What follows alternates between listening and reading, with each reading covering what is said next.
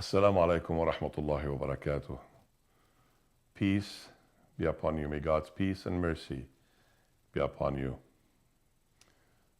This is Zahir Halmi, and we are going through a series of studies together about the one eternal God, one eternal message.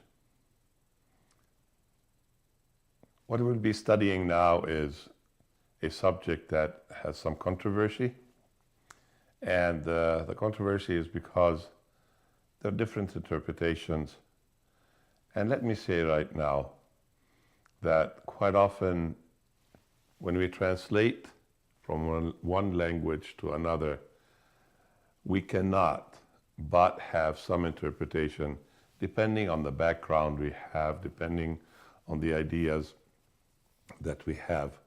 But I praise God that the text in itself in the original language is still the same text, and we can still find the correct message in it. And the subject that we're discussing is what happened after the 6 days of creation. We know there are 7 days in the week. So what happened on that 7th day? If we go to the Quran, there are several texts that we can find. We have chosen 3 of them that have basically the same exact wording. So we will mention 2 and then we'll read the 3rd. And so the first one that if you have a pen and paper, please do jot it down. The first text that mentions what happened after the 6 days of creation is in Surah Al-A'raf, Surah 7, and the first part of verse 54. There's another surah, Surah Al-Furqan, which has basically the same wording, Surah Al-Furqan, which is Surah 25 and verse 59, again, the first part. Now, the surah we'll be looking at now is Surah As-Sajdah, Surah 32, verse 4, and the first part of it.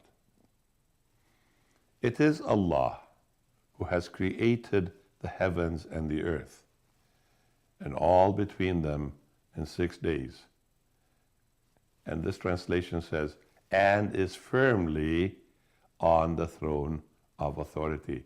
Now, when we read the Arabic, we will see that the translation that is closer and more accurate to the Arabic wording, ثُمَّ اسْتَوَى عَلَى الْعَرْشِ, should be, then he established himself.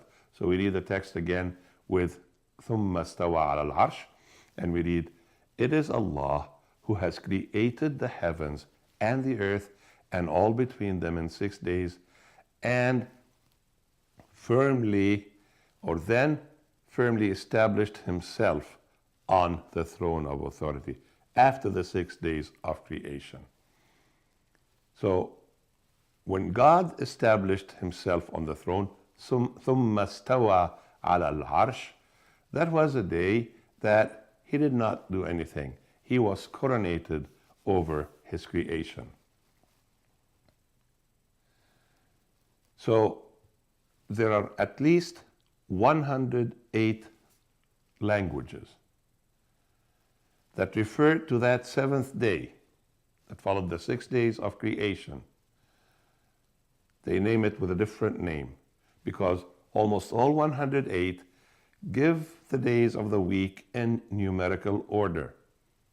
Especially in Arabic, we have Al-Ahad, Al-Ithnain, Al-Thulatha, Al-Arbi'a, Al-Khamis. And then for the 6th day, we have Al-Jumu'ah, the day of gathering, and the 7th day is As-Sabt. So 108 different languages that have a specific special name for that 7th day of the week.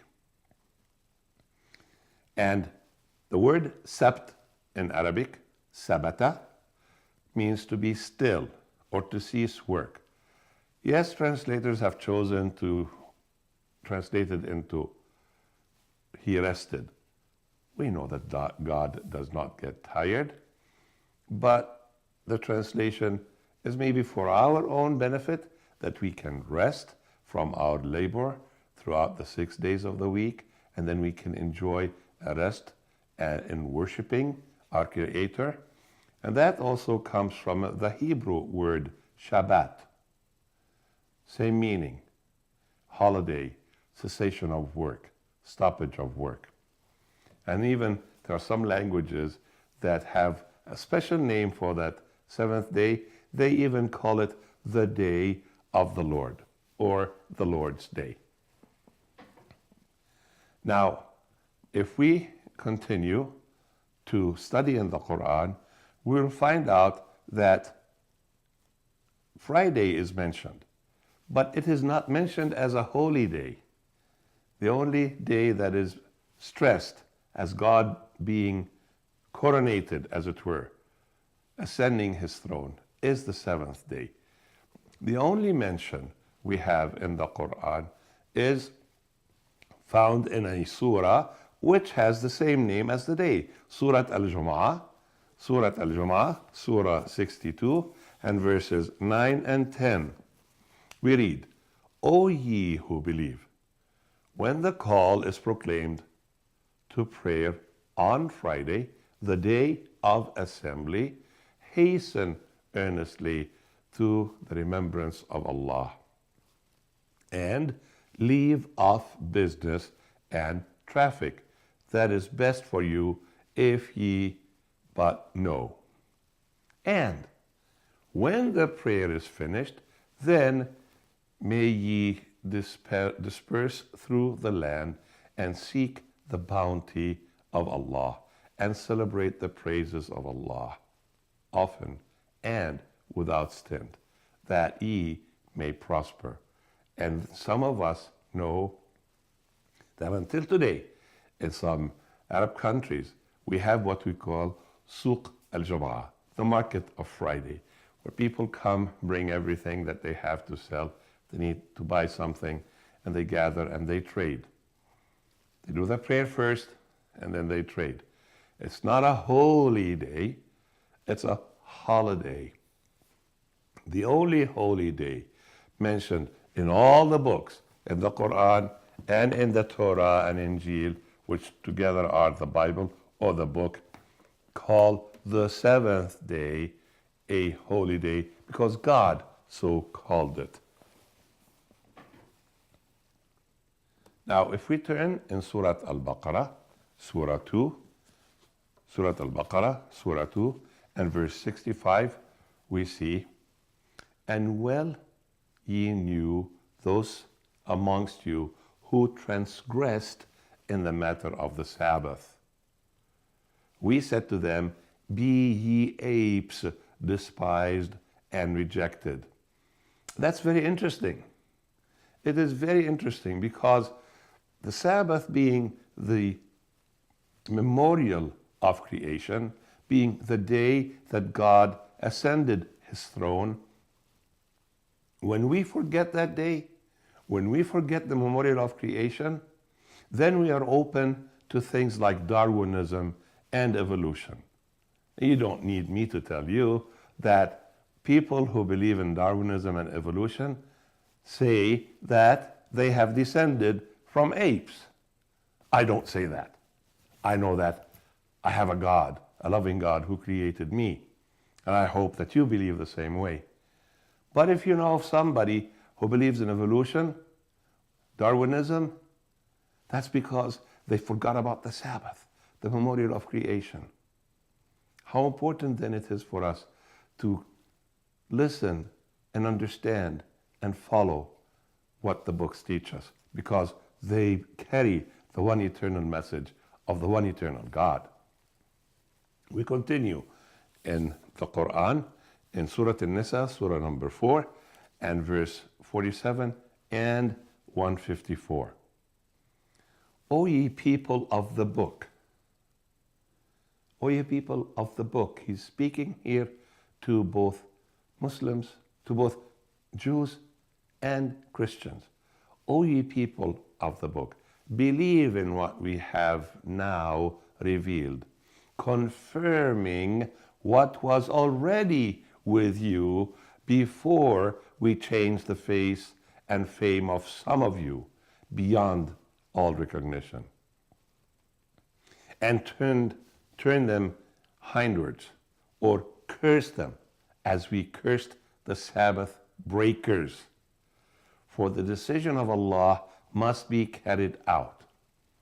And verse 154 says, and for their covenant we raised over them the towering height of Mount Sinai. And on another occasion we said, enter the gate with humility. And once again, we commanded them, transgress not in the matter of the Sabbath. And we took from them a solemn oath, a solemn covenant. Again, if we continue in the Quran and we go to Surah 7, Surah Al-A'raf, Surah 7, and verse or text 163, ask them concerning the town standing close by the sea. Behold, they transgressed in the matter of the Sabbath. For on the day of their Sabbath, their fish did come to them, openly holding up their heads. But on the day they had no Sabbath, they came not. Thus did we make a trial of them, for they were given to transgression. And if we move to Surah An-Nahl, again we say in the Quran, Surah An-Nahl, Surah 16 and verse 124, the Sabbath was only made strict for those who disagreed as to its observances. But Allah will judge between them on the day of judgment as to their differences. And yes, there are people who differ. Which day is the Sabbath? Is it the seventh day of the week, Yawm al-Sabt, or is it the first day of the week, Yawm al-Ahad, or Sunday? Now, if we go to the Torah, the Old Testament, and we read in the record of creation, if we go to the first book in Genesis, the beginning of the creation, we read in Genesis chapter 2 and verses 1 through 3, thus the heavens and the earth were completed in all their vast array. By the seventh day, God had finished the work he had been doing. So, on the seventh day, he rested or ceased or stopped from all his work. Then God blessed the Sabbath day and made it holy, because on it he rested, he ceased, he stopped from all the work of creating that he had done. And if we go all the way, almost to the very end of the Gospel, Al-Injil, and we see in the letter written to the Romans, chapter 4 and verse 4, for somewhere, says the writer of the letter to the Hebrews, for somewhere he has spoken about the seventh day in these words, on the seventh day God rested from all his works.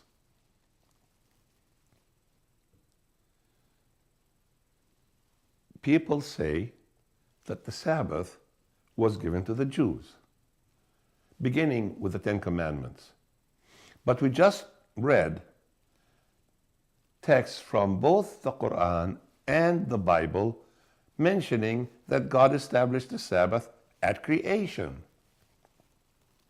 Now there is something recorded in the Torah before the Ten Commandments were given to Moses on the tablets of stone. Let's go and see. We go back to the book of Exodus in the Torah, the book of Exodus, and verse 16, chapter 16, verses 4 through 5, and then 22 to 31. Now, for those of you who might know the Torah, know that the Ten Commandments are recorded in chapter 20 of the book of Exodus. This is 4 chapters prior to that. So it's several years prior to that, because time passes really fast when we're reading the recordation of history. So here in the book of Exodus, chapter 16, and verses 4 through 5, and then 22 through 31, we read about something that God showed in a very practical way to his people, the importance of the Sabbath. We read, "Then the Lord said to Moses, I will rain down bread from heaven for you. The people are to go out each day and gather enough for that day. In this way, I will test them and see whether they will follow my instructions. On the 6th day, they are to prepare what they bring in, and that is to be twice as much as they gather on the other days. On the 6th day, as God said, they gathered twice as much, 2 omers for each person. And the leaders of the community came to report to Moses and he said to them, this is what the Lord commanded. Tomorrow is to be a day of Sabbath, of rest, cessation of work. Rest, a holy Sabbath to the Lord. So bake what you want to bake and boil what you want to boil. Save whatever is left and keep it until morning. That was strange to them, because during the week, if they kept anything towards the morning, it would rot. Let's see here what chapter 20, verse 24 says. So they saved it until morning, as Moses commanded, and it did not stink or get maggots in it. Eat it today, Moses said, because today is a Sabbath to the Lord. You will not find any of it on the ground today. 6 days, you are to gather it. But on the 7th day, on the 7th day, the Sabbath, there will not be any. Nevertheless, some of the people went out on the 7th day to gather it, but they found none. Then the Lord said to Moses, how long will you refuse to keep my commands and my instructions? Bear in mind that the Lord has given you the Sabbath. That is why on the 6th day he gives you bread for 2 days. Everyone is to stay where they are on the 7th day.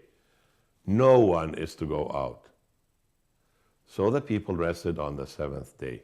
The people of Israel called the bread manna. It was white like coriander seed and tasted like wafers made with honey. We mentioned omer. If you know the measurement and you want to keep it in today's reckoning, the way we understand it today, an omer was about 6 American pounds or 2.8 kilograms for those of us who are from the Middle East or live in the Middle East. 2.8 kilograms. That was quite a bit. And so when they gathered 2 of them, they had quite a bit to eat for 2 days. As I mentioned, let's not forget that this was before the 10 Commandments were given on the tablets of stone.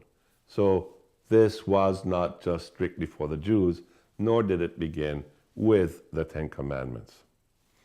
Now let's turn to the Gospel, Al-Injil, and see if keeping the Sabbath was something that was continued after Jesus was here on earth.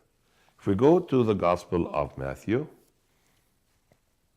Injil, or Gospel of Matthew, chapter 24 and verse 20, pray that your flight will not take place in winter or on the Sabbath. And we continue and we move a few books or a few Gospels after that, we go to the Gospel or Injil, Luke 4:31. Then he, Jesus, Isa, went down to Capernaum, a town in Galilee, and on the Sabbath he taught the people. Again, one of Jesus' actions. If we stay in the same book here, go to chapter 14, Luke 14, verses 1 through 6. One Sabbath, when Jesus went to eat in the house of a prominent Pharisee, he was being carefully watched. There in front of him was a man suffering from abnormal swelling of his body. Jesus asked the Pharisees, an expert in the law, is it lawful to heal on the Sabbath or not? But they remained silent. So, taking hold of the man, he healed him and sent him on his way. Now notice, he took hold of the man. Any sick person during that time, you were not supposed to touch them because that would make you unclean. But Jesus took hold of the man, didn't even only touch him, he took hold of him and he healed him and sent him on his way. Then he asked them, if one of you has a child or an ox that falls into a well on the Sabbath day, will you not immediately pull it out? And they had nothing to say. The Sabbath should not be a burden. It should be a day of blessing, of communing with God, of studying God's word, of worshiping together.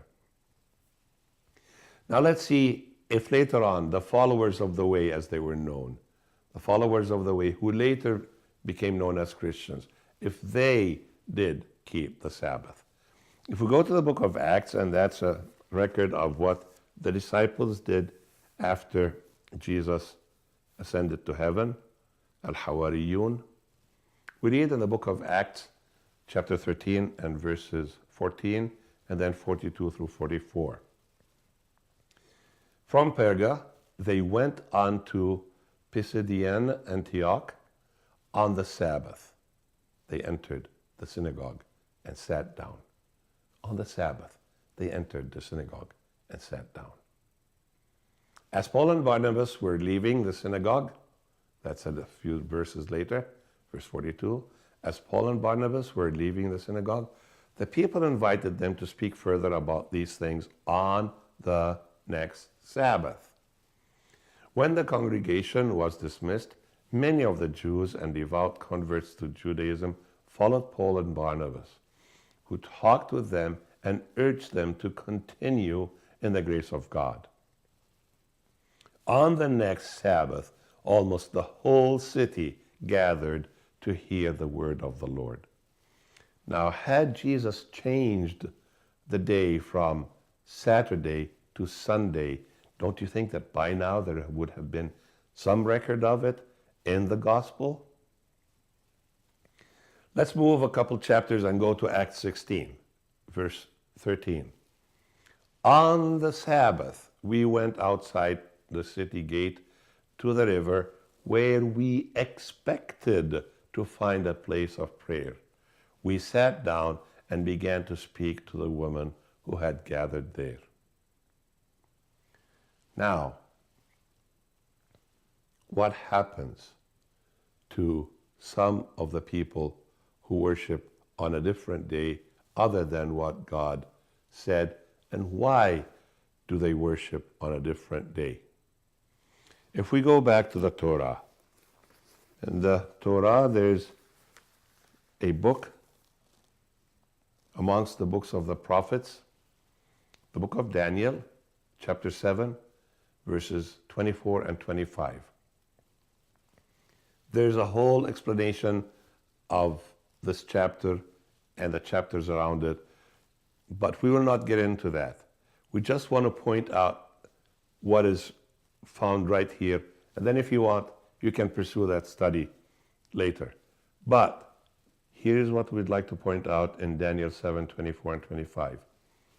The 10 horns are 10 kings who will come from this kingdom, which was the kingdom of Rome, the Roman Empire.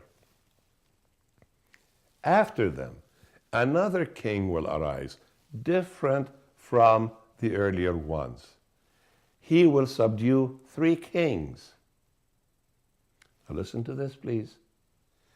He will speak against the Most High and oppress his holy people and try, notice, try to change the set times and the laws. The holy people will be delivered into his hands for a time, times, and half a time. That's a long prophecy, but what's important here is some entity tries to change the set times and the laws. Some people say that it's based upon what is found in the gospel. Now, there are only 6 verses in the entire Injil, gospel, that mention the first day of the week. And it is called the first day of the week. It isn't given any other name. But there's no worship mentioned in all of these 6. Let's take a look at them, please. These are the only 6 verses in the whole entire Injil gospel that mention the first day of the week. We start from the beginning and we'll follow in the Gospels. In the Gospel of Matthew and chapter 28, verse 1, we read, after the Sabbath, at dawn, on the first day of the week, Mary Magdalene and the other Mary went to look at the tomb.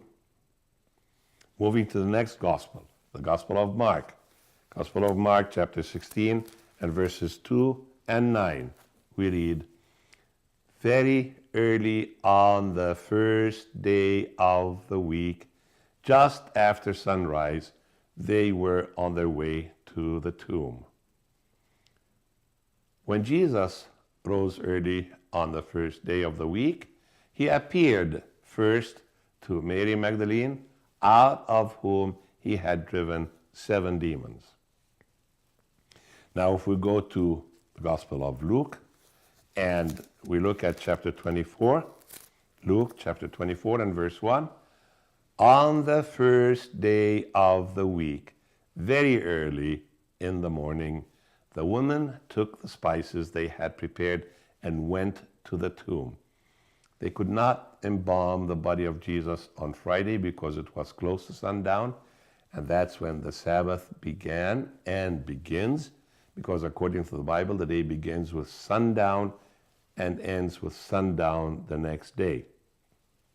So they waited, and then they went early on Sunday morning and did not find him. Moving on to the Gospel of John, we read also in the Gospel of John, chapter 20 and verse 1, and then verse 19. Early on the first day of the week, while it was still dark, Mary Magdalene went to the tomb and saw that the stone had been removed from the entrance.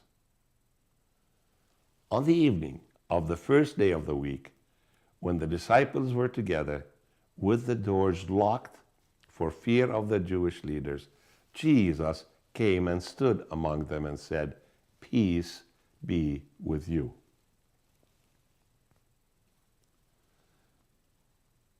And then we move on to the book of Acts, chapter 20, and verses 7 through 12. Acts 20, verses 7 through 12. On the first day of the week, we came together to break bread. Paul spoke to the people, and because he intended to leave the next day, kept on talking until midnight. There were many lamps in the upstairs room where we were meeting. Seated in a window was a young man named Eutychus, who was sinking into deep sleep as Paul talked on and on. When he was sound asleep, he fell to the ground from the third story and was picked up dead. Paul went down, threw himself on the young man, and put his arms around him. "Don't be alarmed," he said. "He is alive." Then he went upstairs again and broke bread and ate. After talking until daylight, he left. The people took the young man home alive and were greatly comforted. And here's the last text that mentions the first week of the day, the first day of the week. And the first letter to the people living in Corinth, first letter to the Corinthians, chapter 16 and verse 2, on the first day of every week, each one of you should set aside a sum of money in keeping with your income. It doesn't say take it to church or to a mosque or to a place of worship. It says to keep it with your income, saving it up, so that when I come, that's Paul speaking, when I come, no collection will have to be made.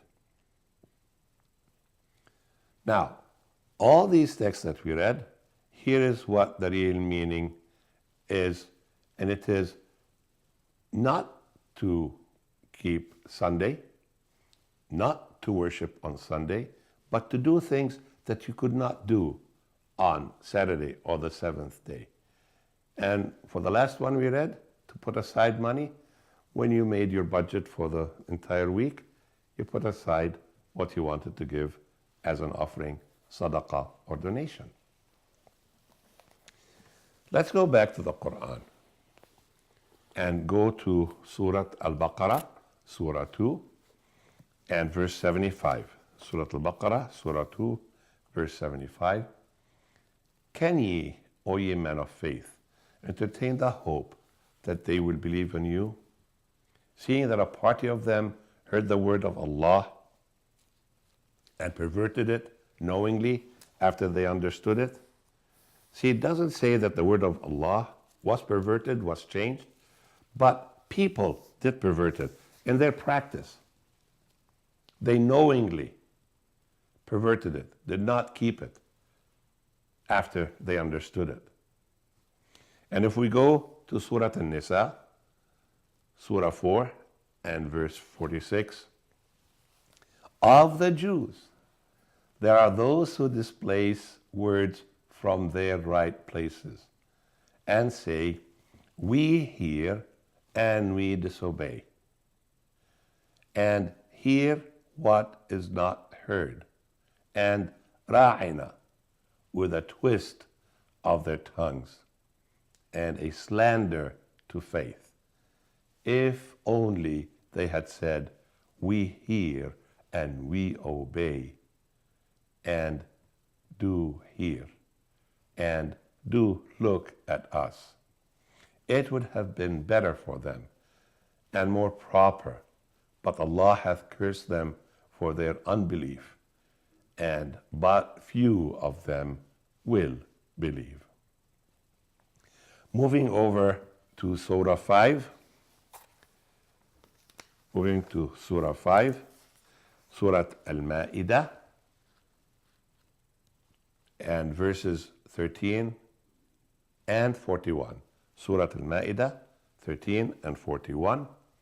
But because of their breach of their covenant, we cursed them and made their hearts grow hard. They changed the words from their right places and forget a good part of the message that was sent to them. Nor wilt thou cease to find them barring a few, ever bent on new deceits. But forgive them and overlook their misdeeds, for Allah loveth those who are kind. O Messenger, let not those grieve thee who raise each other into unbelief, whether it be among those who say, we believe with their lips, but whose hearts have no faith, or it be among the Jews, men who will listen to any lie, will listen even to others who have never so much as come to thee. They change the words from their right times and places.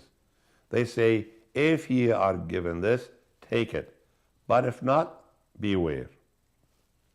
If anyone's trial is intended by Allah, thou hast no authority in the least for him against Allah. For such, it is not Allah's will to purify their hearts. For them there is disgrace in this world, and in the hereafter a heavy punishment. Now let's turn back to the Injil, the Gospel, and let's go to the Gospel of Matthew. The Gospel of Matthew, chapter 15 and verse 10. Jesus called the crowd to him and said, listen and understand. Why? Why did Jesus say that? If we go to the first letter sent to Timothy, 1 Timothy chapter 4 and verse 1, the Spirit clearly says that in later times some will abandon the faith and follow deceiving spirits and things taught by demons. If we go to the second letter sent to Timothy, chapter 4 and verses 3 and 4, for the time will come when people will not put up with sound doctrine. Instead, to suit their own desires, they will gather around them a great number of teachers to say what their itching ears want to hear. They will turn their ears away from the truth and turn aside to myths. And then moving a few letters later, after that, we have the letter to the Hebrews, chapter 13 and verse 9, the first part. Do not be carried away by all kinds of strange teachings. Now listen to the challenge and admonition given to us.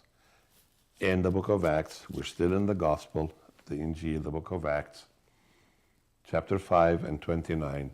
And this here is very important because it happened in front of leaders who could have sentenced Peter and those with him to death. Here's what they said. In the book of Acts, chapter 5 and verse 29. Peter and the other apostles replied, we must obey God rather than human beings.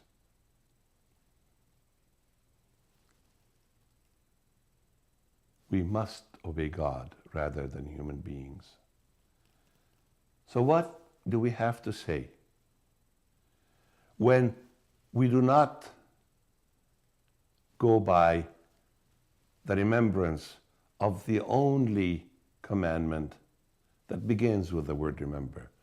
What is our stand when we forget the fourth commandment begins with the word remember? Remember the seventh day to keep it holy. If we remember the seventh day, if we keep it holy, if we celebrate God's creation and see Him ascending His throne, He will keep us from listening to false teaching. He will keep us from drifting away from His one eternal message. And He will keep us as His worshippers because He is the one eternal God. May God's peace and mercy be upon you. Assalamu alaikum wa rahmatullahi wa barakatuh.